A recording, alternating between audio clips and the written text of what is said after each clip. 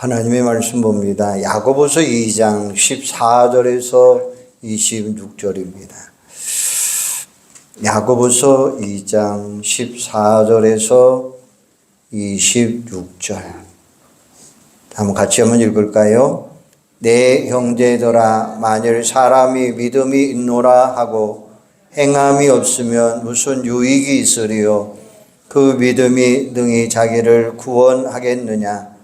만일 형제나 자매가 헐벗고 일용할 양식이 없는데 너희 중에 누구든지 그에게 이르되 평안히 가라, 덥게 하라, 배부르게 하라 하며 그 몸에 쓸 것을 주지 아니하면 무슨 유익이 있으리요? 이와 같이 행함이 없는 믿음은 그 자체가 죽은 것이라. 어떤 사람은 말하기를 너는 믿음이 있고 나는 행함이 있으니 행함이 없는 내 믿음을 내게 보이라. 나는 행함으로 내 믿음을 내게 보이리라 하니라. 내가 하나님은 한 분이신 줄을 믿느냐? 잘하는도다. 귀신들도 믿고 떠느니라. 아하, 허탄한 사람아, 행함이 없는 믿음이 헛것인 줄을 알고자 하느냐? 우리 조상 아브라함이 그 아들 이삭을 제단에 바칠 때에 행함으로 의롭다 하심을 받은 것이 아니냐? 내가 보거니와 믿음이 그의 행함과 함께 일하고 행함으로 믿음이 온전하게 되었느니라. 이에 성경에 이른바 아브라함이 하나님을 믿으니 이것을 의로 여기셨다는 말씀이 이루어졌고 그는 하나님의 벗이라 칭함을 받았나니 이로 보건대 사람이 행함으로 의롭다 하심을 받고 믿음으로만은 아니니라. 또 이와 같이 기생 나합이 사자들을 접대하여 다른 길로 나가게 할 때에 행함으로 의롭다 하심을 받은 것이 아니냐. 영혼 없는 몸이 죽은 것 같이 행함이 없는 믿음은 죽은 것이니라. 아멘. 오늘은 사순절 두 번째 주일입니다. 기독교 절기들은 우리 신앙생활에 굉장히 중요한 역할을 하고 있습니다. 건강을 유지하기 위해서 정기적으로 건강검진을 받듯이 우리의 신앙도 점검해 볼 필요가 있습니다. 몸이 아플 때 병원을 찾게 되는 것처럼 신앙의 상태가 흐려질 때에 우리는 말씀 앞에 바로 서야 합니다. 혹시라도 내 믿음이 겉으로는 건강해 보이지만 속으로는 점점 병들어가고 있지는 않는지 한번 되돌아봐야 돼요. 오늘 이 시간 우리의 믿음이 지금 어디에 있는지 한번 성찰해 보는 시간 되시기를 바랍니다. 야고보 2장은 우리가 말씀을 듣고 그 말씀을 실행하는 믿음에 대해서 강조를 하고 있어요. 거기에 대한 결론으로 주신 말씀이 26절입니다.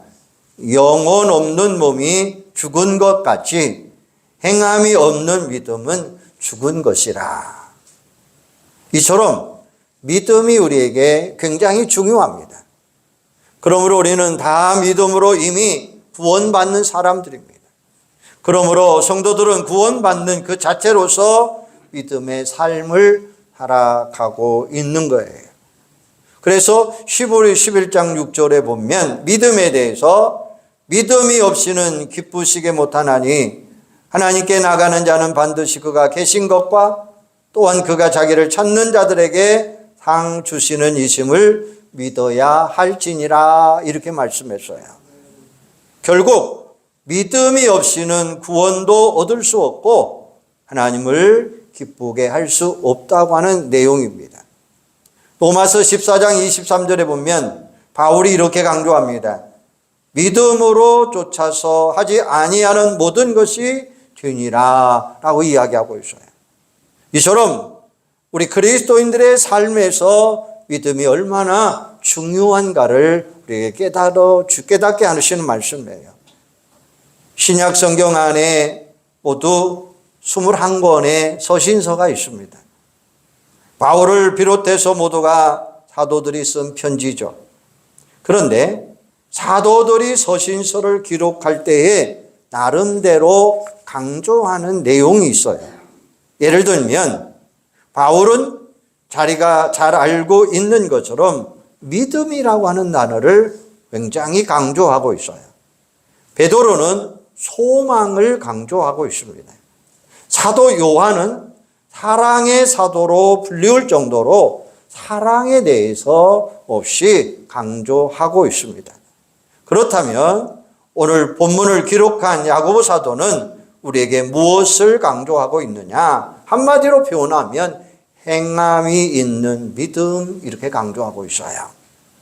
믿음, 소망, 사랑, 이 세 가지는 항상 있을 것인데 그 세 가지 열매가 반드시 우리의 삶을 통해서 나타나야 된다라는 말씀이죠. 믿음도 행동으로 나타나고, 소망도 행동으로 나타나고, 사랑도 행동으로 나타나야지, 그렇지 않으면 그 자체만으로는 아무런 의미도 없고 아무런 유익도 없다고 하는 사실을 오늘 우리에게 일깨워 주고 있습니다. 이게 야고보 사도가 오늘 본문에서 우리에게 가르쳐 주시는 말씀이에요. 바울은 고린도후서 13장 5절에 보면 너희가 믿음 있는가? 너희 자신을 시험하고 너희 자신을 확증하라, 이렇게 말씀했어요. 우리가 무엇을 가지고 우리의 믿음을 시험해 볼 수 있느냐는 거예요. 이게 바로 우리의 삶을 통해서 믿음의 여부를 판단할 수 있다고 하는 말씀이에요. 우리의 믿음도 마찬가지입니다. 믿음은 눈에 보이지 않습니다. 하지만 저 사람이 어떤 사람인지 또 어떤 삶을 살아가고 있는지에 대해서는 그가 살아가는 삶의 모습을 보면 쉽게 알 수가 있습니다. 그가 행동하는 것을 보고 그 사람의 믿음이 참된 믿음인지 거짓된 믿음인지를 확실히 알 수 있다는 거죠. 오늘 말씀을 통해서 과연 나는 올바른 믿음에 서 있는가를 스스로 한번 점검해 보시고 시험해 보시고 또 믿음의 확신을 증명해 보이는 은혜로운 시간 되기를 주님의 이름으로 축원합니다. 그러면 첫 번째로 보면 행함이 없는 믿음은 우리에게 아무런 유익이 없다, 이렇게 이야기했어요. 14절에 보면 내 형제들아 만일 사람이 믿음이 있노라 하고 행함이 없으면 무슨 유익이 있으리요?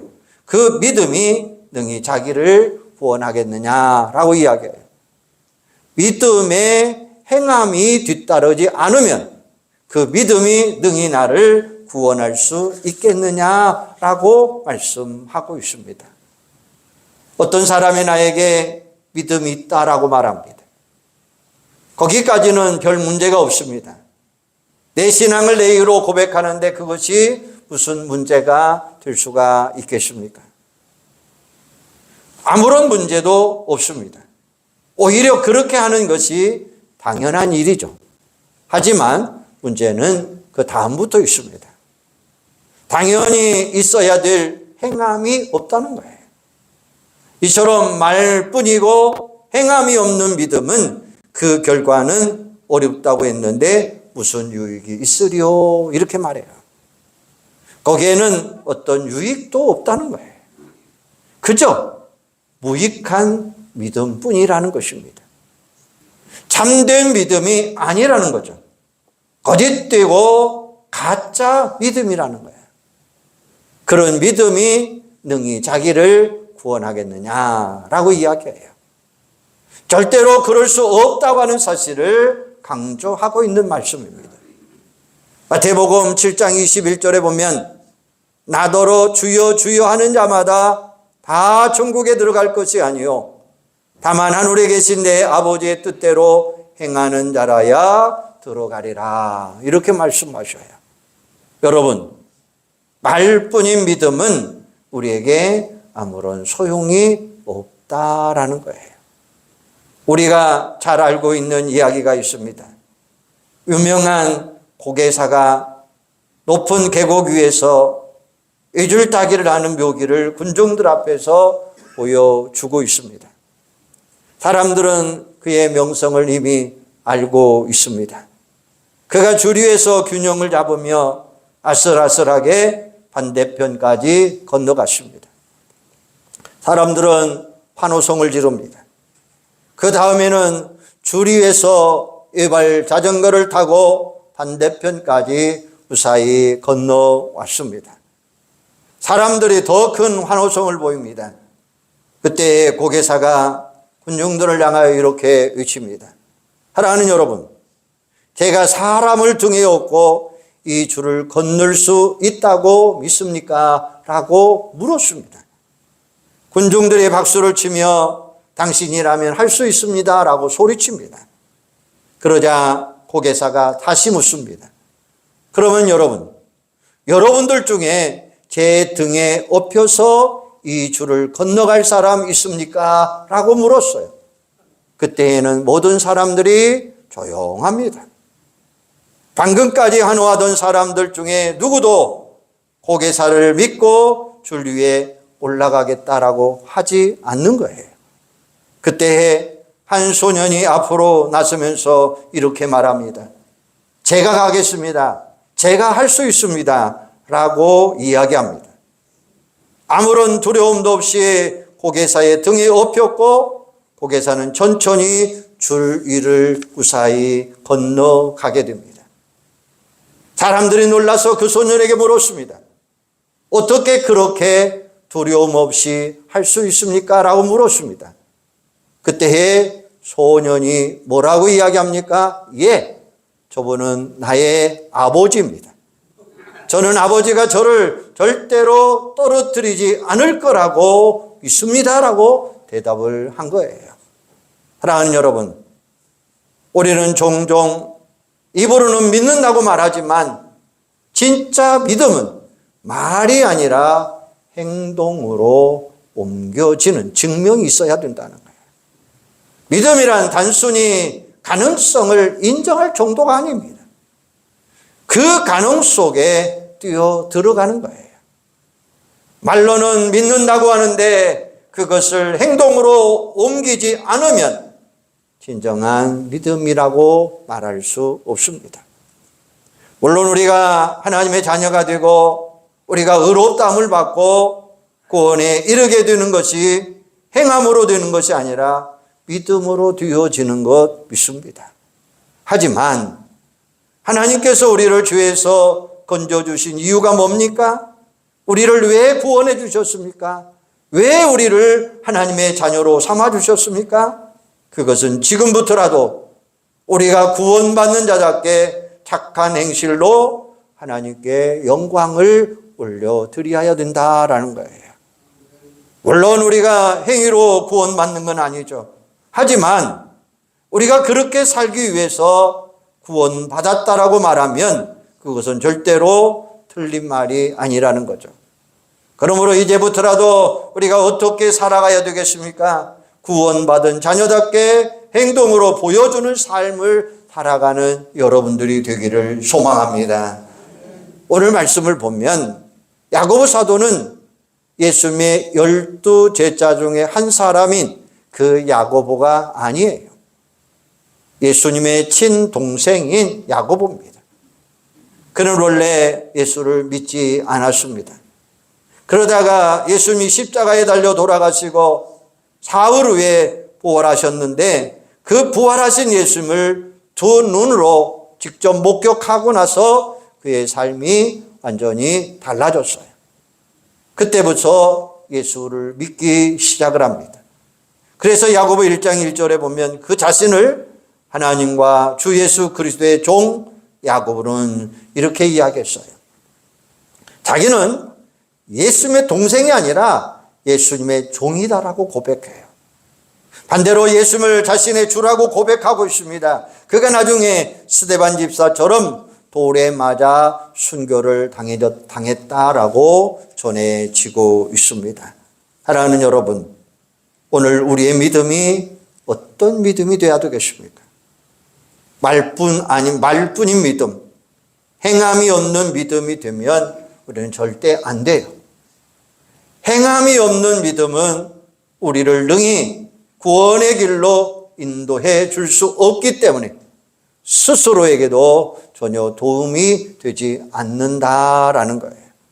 두 번째로 행함이 없는 믿음은 다른 사람에게도 도움이 되지 않는다라는 거예요. 오늘 본문 15절, 16절에 보면 만일 형제나 자매나 헐벗고 일용할 양식이 없는데 너희 중에 누구든지 그에게 이르되 평안히 가라, 덥게 하라, 배부르게 하라 하며 금에 쓸 것을 주지 아니하면 무슨 유익이 있으리요라고 이야기해요. 말로만 생색내지 말라는 거예요. 선한 사마리아인의 비유를 한번 생각해 보십시다. 어떤 사람이 예루살렘에서 여리고로 내려가다가 강도를 만나요. 가지고 있던 모든 것을 다 빼앗기고 강도들로 하여금 실컷 두드려 맞습니다. 거반 죽게 되었습니다. 그런데 마침내 제사장이 그것을 지나갑니다. 여러분은 아마 예수님이 하신 말씀이 생각날 수 있을 겁니다. 예수님께서 공중에 나는 참새 한 마리도 하나님이 허락이 없이는 땅에 떨어지는 법이 없다라고 말씀하셨어요. 이 말씀은 세상에 결코 우연한 일이 없다는 뜻이죠. 모든 일이 다 하나님의 섭리 속에서 이루어지고 있다는 거예요. 우리에게 우연은 하나님께 필연이라고 했습니다. 왜 하필이면 그 순간에 제사장이 강도 만난 사람의 옆을 지나가게 되었을까요? 이게 바로 하나님의 뜻이 아니고 뭐겠습니까? 그걸 도와주라는 하나님의 사인이었죠.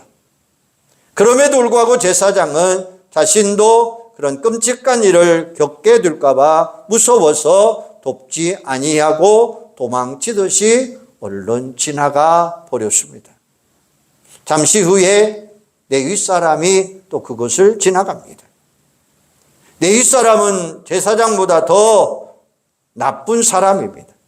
성경에 보면 그가 강도 만난 사람에게도 가까이 다가갔다 했어요. 내 윗사람은 강도 만난 사람이 죽어가면서 내는 신음소리도 들었습니다. 애타게 도움을 요청하는 그 모습도 보았습니다. 그럼에도 불구하고 내 윗사람도 역시 강도 만난 사람을 도와주지 아니하고 그냥 지나쳐 버렸습니다. 그가 지금까지 마음을 다하고 목숨을 다해서 뜻을 다해서 힘을 다해서 하나님을 사랑하고 이웃을 내 몸처럼 아끼고 사랑하라고 말로는 그럴듯하게 떠들어댔습니다. 하지만 실제 상황에서는 제사장도 내 윗사람도 강도 만난 사람을 도와주지 아니하고 도망쳤어요. 예를 들어 제사장과 내 윗사람이 강도 만난 사람에게 이렇게 말한다고 한번 생각해 보십시다. 조금만 참으세요. 이곳은 사람들이 많이 지나가니까 틀림없이 누군가가 당신을 도와줄 것입니다. 저는 돕고 싶지만 바쁜 일이 있어서 그냥 가야 되겠습니다. 제가 기도할게요. 그러니 조금만 견디세요 라고 이야기합니다. 여러분, 이렇게 말로만 생각해 주는 것처럼 하면 그것이 무슨 소용이 있겠습니까? 사랑은 말과 혀로 하는 것이 아니라라고 이야기해요. 사랑에는 반드시 행함이 있어야 되고 진실함이 있어야 된다라는 거죠. 그 다음에 사마리아 사람이 그곳을 지나갑니다. 그가 강도 만난 사람을 가까이 다가가서 기름과 포도주를 꺼내서 상처 위에 붓고 싸매주죠. 그리고 자기 짐승에 태워서 주막까지 데리고 와서 하룻밤을 머물면서 돌봐주었습니다. 그는 강도 만난 사람의 상처에서 흐르는 피를 닦아주고 목이 마를 때에는 물도 마시게 했습니다. 아침이 되어 주막 떠나면서 주막 주인에게 2 데나리온을 주면서 이렇게 이야기합니다. 저 불쌍한 사람을 제 대신에 잘 돌봐주시기를 바랍니다. 돈이 더 필요하면 제가 돌아올 때에 꼭 갚을 테니까 걱정하지 마시고 저 사람을 잘 도와주세요 라고 이야기합니다. 예수님께서 이 비유를 마치면서 결론적으로 하신 말씀이 뭡니까? 가서 너도 이와 같이 하라라고 말씀하셔요. 이처럼 예수님도 행함을 강조하셨어요. 말로만, 혀로만 사랑하지 말고 행동으로 확실하게 보여주어라 라고 이야기하는 거예요. 한 의사가 의료 봉사를 위해서 아프리카로 떠났습니다. 병원이 부족한 지역에서 무료로 진료를 해주며 수년간 헌신을 합니다. 그는 고액의 연봉을 받을 수 있는 조건 다 포기합니다. 어려운 사람을 위해서 자신의 모든 삶을 바칩니다. 다른 사람들을 돕기 위해서 자신의 평안함을 포기하는 것도 사랑의 실천이죠. 이처럼 선한 사마리아인의 교훈은 오늘날에도 우리에게 적용되는 말씀이에요.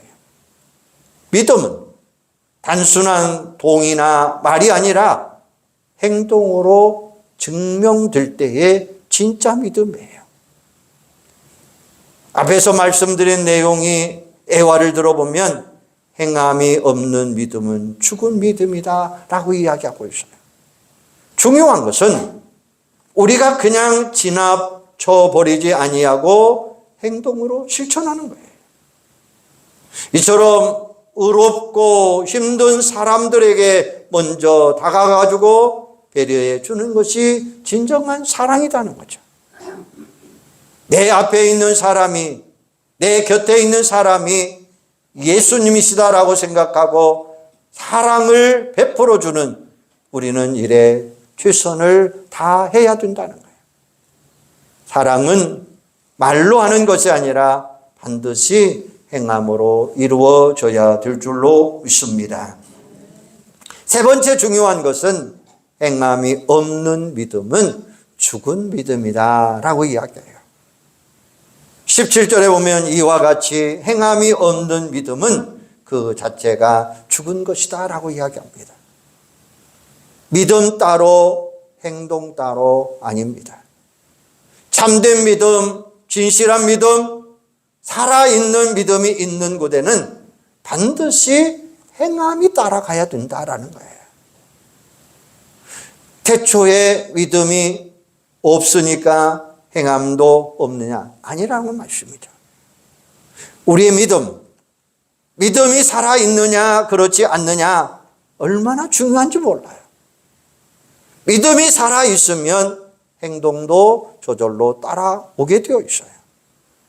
야고보 사도는 오늘 본문에 보면서 두 사람을 이야기하고 있습니다. 한 사람은 아브라함이고 또 한 사람은 기생 라합입니다. 그들의 믿음을 보면 두 사람이 다 행함 있는 믿음을 살았어요. 행함으로 자신들의 믿음을 확신하게 보여준 사람들이에요. 아브라함에게 믿음이 있었기 때문에 자신의 독자 아들 이삭을 하나님 앞에 번제물로 바칠 수가 있었습니다. 기생 라합에게 믿음이 있었기 때문에 죽음을 무릅쓰고 이스라엘의 두 정탐꾼들을 자신의 집에 숨겨둘 수 있었어요. 이처럼 믿음은 행함으로, 행동으로 자연스럽게 이어져 간다는 것입니다. 하지만 애당초 믿음이 없으면, 즉 죽은 믿음, 거짓 믿음에는 행동이 따라갈 수 없다는 거죠. 거기에 대한 한 가지 예가 사도행전 8장에 보면 나와요. 초대교회 7 집사 중에 빌립이라고 하는 집사님이 있습니다. 그가 사마리아 성에 가서 복음을 전합니다. 그곳에 큰 능력이 나타났습니다. 많은 병자들이 고침받았습니다. 귀신들이 쫓겨났습니다. 그런데 그 성에 시몬이라고 하는 마술사가 있었는데 그가 보니까 빌립에게 큰 능력이 나타나는 것을 보게 되죠. 그래서 자기도 빌립이 믿는 예수를 믿기로 결심을 합니다. 세례도 받았어요. 그리고 빌립을 열심히 쫓아다녔습니다. 예루살렘 교회에서 이 소문을 듣고 베드로와 요한을 파송합니다. 그런데 마술사 시몬이 가만히 보니까 베드로와 요한이 사람들 머리에 손을 얹고 안수기도 하니까 성령이 임하는 것을 봐요. 그것을 보고 마술사 시몬이 마음에 욕심이 생겨요. 그래서 베드로에게 뇌물을 주면서 이렇게 이야기합니다. 사도행전 8장 19절에 보면 이 권능을 내게도 주어 누구든지 내가 안수하는 사람은 성령을 받게 하여 주옵소서라고 이야기합니다. 그때 베드로가 이렇게 말합니다. 사도행전 8장 20절에 보면 베드로가 이르되 내가 하나님의 선물을 돈 주고 살 줄로 생각하였으니 내가 내 은과 함께 망할지어다. 하나님 앞에서 내 믿음이 바로 오지 못하니 이 도에는 내가 관계도 없고 분깃도 될 수 없느니라 라고 이야기해요. 마술사 시몬이 예수를 믿겠다고 했고 세례를 받았어요. 열심히 빌립을 쫓아다녔어요. 그럼에도 불구하고 그의 믿음은 구원하고 전혀 상관이 없는 믿음이 되어버렸다는 것입니다. 왜 그렇게 되었을까요? 그의 믿음이 참된 믿음이 아니었기 때문이에요. 살아있는 믿음이 아니라 죽은 믿음이었기 때문입니다. 결론적으로 베드로가 마술사 시몬에게 이렇게 말합니다. 그러므로 너의 이 악함을 회개하고 주께 기도하라. 혹 마음에 품은 것을 다하여 주시리라 라고 말씀하셔요. 지금 마술사 시몬에게 있어서 유일한 희망이 뭡니까? 자신의 악함에 대해서 회개하는 거예요. 하나님께 용서를 구하며 기도하는 것, 그것이 우리가 죄 사함 받을 수 있는 길이 될 수 있다는 것입니다. 사랑하는 여러분, 지금 우리의 믿음은 어떤 상태입니까? 교부 크리스토는 이런 말을 했어요. 만일 우리가 구원받는 자답게 살면 우리를 통해서 많은 사람들이 예수님을 믿게 될 것입니다 라고 말해요. 이 말을 바꿔 말하면 무슨 뜻입니까? 우리가 구원받은 사람답게 살지 않기 때문에 전도의 문이 열려지지 않는 겁니다 라는 말이에요. 사랑하는 여러분, 우리가 지금까지 구원받은 자녀답게 살지 못했다면 오늘 이 시간 우리도 하나님 앞에서 분명하게 회개하셔야 돼요. 하나님께 용서를 구하는 기도를 드려야 돼요. 그리고 지금이라도 하나님의 자녀답게 살아가는 믿음, 곧 행동으로 옮기는 믿음을 가지고 살아가야 될 것입니다. 그렇게 할 때 비로소 우리의 믿음이 정말로 아름다운 열매를 맺게 될 줄로 믿습니다. 우리도 언젠가는 천국문 앞에 서게 될 거예요. 그런데 천국문이 닫혀 있어서 들어가지 못하는 안타까운 상황이 되어서는 절대로 안 됩니다. 우리에게는 각자의 집 주소가 있습니다. 우편물이나 택배를 받을 때도 길을 찾을 때도 주소는 매우 필연적이죠.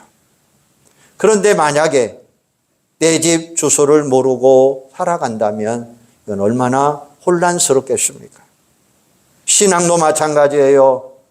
내 믿음의 현주소를 모르고 살아간다면 하나님께서 원하시는 삶의 방향을 놓쳐버릴 수가 있다는 거예요. 그러므로 오늘 우리는 내 믿음의 현주소가 어디에 있는가를 한번 점검해 보시기를 바랍니다. 오늘 여러분의 삶이 항상 행동으로 실천하는 믿음이 되어서 앞으로의 삶을 더 의미 있게 더 행복한 삶을 살아갈 수 있기를 소망합니다. 그래서 우리가 천국문 앞에 설 때 천국의 문이 자동문처럼 활짝 열려서 하늘의 천군 천사들과 앞서간 믿음의 선배들과 또 예수님이 우리를 반갑게 맞이해주고 환영해주는 은혜의 은총이 오늘 여러분의 모든 삶에 함께하는 축복이 있기를 주님의 이름으로 축원합니다. 기도하겠습니다. 하나님, 은혜와 사랑을 감사합니다. 오늘 우리에게 믿음과 행함에 대해서 말씀해 주셨어요. 아버지 하나님, 우리가 지금까지 구원받은 자답게 살아왔다면 하나님 앞에서 바로 살게 하여 주시고, 살지 못했다면 우리는 용서하고 회개하는 시간 되게 하여 주시옵소서. 그래서 하나님의 자녀답게 행동으로 믿음으로 옮겨가는 귀한 은혜가 있게 하여 주시옵소서. 그래서 우리의 믿음이 아름다운 열매 맺는 축복의 역사가 일어나도록 도와주시옵소서. 그래서 우리의 삶이 항상 행동으로 실천하는 믿음이 되어서 앞으로의 삶을 더 의미 있고 행복하고 아름다운 삶으로 살아가도록 축복하여 주시옵소서. 예수님의 이름으로 기도하옵나이다. 아멘.